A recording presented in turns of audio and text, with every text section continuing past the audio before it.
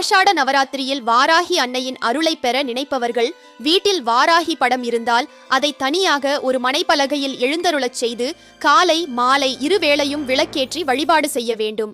வாராகியின் படம் இல்லாதவர்கள் பூஜை அறையில் விளக்கேற்றி வாராகிக்கு விருப்பமான வானகம் படைத்து வழிபடலாம்.